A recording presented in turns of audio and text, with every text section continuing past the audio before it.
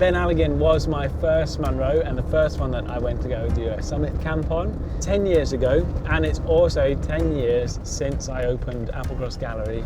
I'm going to go back with a team that I've assembled over the years and important people who've been there along my journey in order to get a limited edition sunset and sunrise picture from the top of Beinn Alligin. Well, we knew about Jack pretty quickly because one of the very first people he rocked up to talk to in Applecross was my wife. So everybody who's looking for work in Applecross first time out heads for the Applecross Inn. After 2 or 3 years he had this brilliant idea of starting the Applecross Photo Gallery. He took over a kind of old BT shed which nobody else wanted. I mean, it was a hut really, and didn't look very promising, but he's turned it into a great facility, and he's now providing employment not only for himself but for about 3 other people, which is fantastic really. From a photography point of view, I'm not sure what photograph I'm going to be able to take, and there's uncertainty in that. What the weather will do, if it's going to hold, what the light will turn out like. How many times I tell you I've been up a mountain and not got the picture that I wanted. The reason we've chosen this mountain is because it was the very first summit camp that Jack did back in 2015, and on that trip he actually managed to capture 2 panoramic photographs, one at sunrise and one at sunset on the same trip, and we're hoping to recreate that same image. It's going well.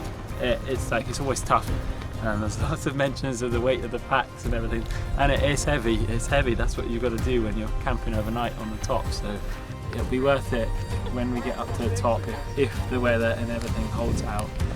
It's obviously absolutely gorgeous right now. I've been so lucky, but it can change really quickly here. It's probably been one of my toughest days on the hills just because of how hot it is and because of the camping equipment. One thing we don't often encounter quite in the same way here in Scotland is this heat. So it is, while it's nice weather, the sun is really strong. So glad to be in the shade just here, and we'll collect some much needed water from the burn. I'm getting pretty tired now, I'm just counting my steps. So it's definitely getting steeper now. I'm feeling it myself for sure. And you just notice it when you're doing an overnight camp like this with a big pack. It's getting a bit steeper and the wind's picking up, so not so even on the footing. Got to keep putting one foot in front of the other. That's what we've done for 10 years. To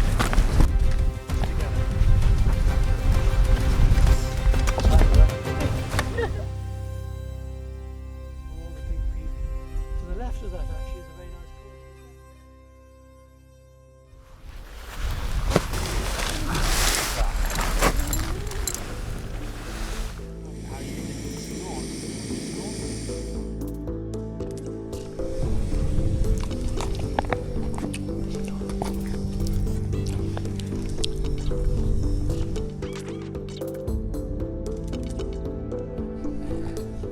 What I'm doing here is I'm using a modern digital camera. It's moved on a little bit over the last 10 years, and I have a more advanced camera body.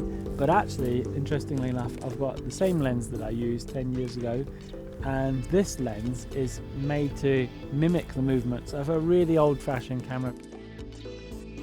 Essentially, the lens can move itself on the front of the camera and mimic the movements that bellows would be allowing for in one of these big old Victorian cameras with a hood to the photographer, and that gives me certain advantages in the picture. It means I can capture something that is with the panoramic format without any distortion, and it also means that I can capture a lot more in focus right through the scene, so it's not necessarily out of focus at any point. I can capture it in focus right from the foreground through to the background. So amazing piece of kit, and sort of meld of really old-fashioned and brand new technology, and it's wonderful to be here and to have caught it 10 years on.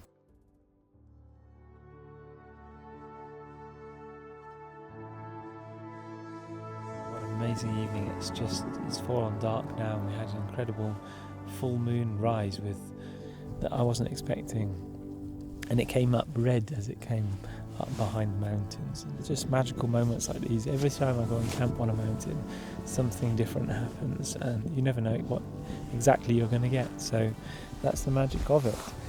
This guy's fighting to get into his bed, and I'll be joining him pretty shortly, I think.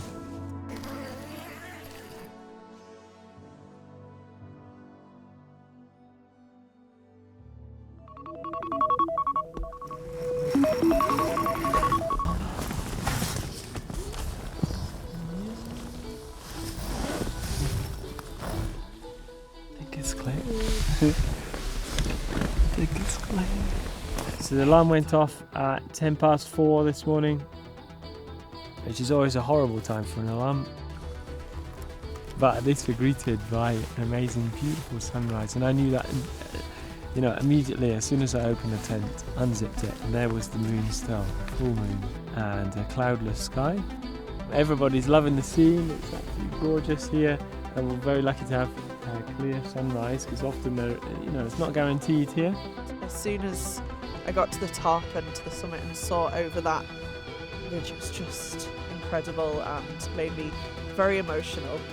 The view just spread out in front of me. It was just the wildest thing, and it automatically just made me cry. It was just such an emotional thing. The Highlands as a landscape, it's a very dramatic, connective place.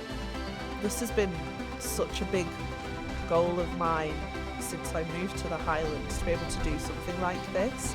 And what I really want to do is recreate what we can see with our eyes and just put you there in the scenes. As we're looking directly into the sun here, it's important to be able to capture all of that range where you've got the bright sun and the dark shadows below. So to achieve that, I'm bracketing my pictures so that some are too dark and too underexposed, and through to overexposed and far too bright. So now I've got the picture. I think everybody's tummies are rumbling most likely. Mine certainly is. Oh, it's not even 6 a.m. yet. We've been up for a couple of hours now. It's kind of led me to appreciate the effort that Jack goes to a lot more. When you see Jack, how he stitches the images together, and then from that of having the team print them and hand stretch them in the gallery itself in Applecross, in the area where everything was created, is really special. And I don't think there's a lot of photography available like that. Well, I think that was one hell of a walk that Jack got us all onto, actually. Really tough. I found it hard, and I was only carrying a tiny little pack. You guys were carrying huge weights, so I think getting up here for all of you was a massive achievement. This is a Monroe that's been on my to-do list for a while. It's one that I kind of keep coming back to, that I'd like to do. I've always felt more at home in Scotland than I have in England. Be able to just really get out into nature, and mountains and sea together are a pretty special combination. What an amazing group. We look out for bad weather thinking that's rain and sleet and snow and anything that Scotland can throw at you, the cloud and the visibility, but we didn't really have much of that. We had the wind, but the intense heat, it was a massive factor that I probably underestimated, how it would affect everybody so much, and I think everybody just pulled through. I hope that goes some way into showing what goes into getting a picture. If you're lucky, 2 pictures from a mountaintop, and what better way to celebrate the business turning 10 years old than doing it with all these people and sharing that. So thank you so much for watching, thanks for being part of it yourselves, and yeah, I hope you enjoy the pictures.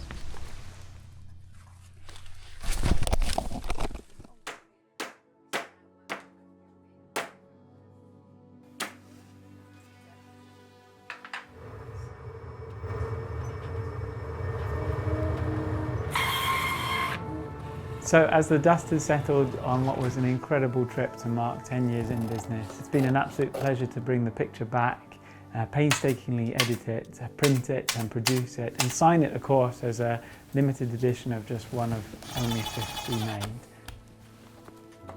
So thanks for watching, and I really hope you enjoy the photograph.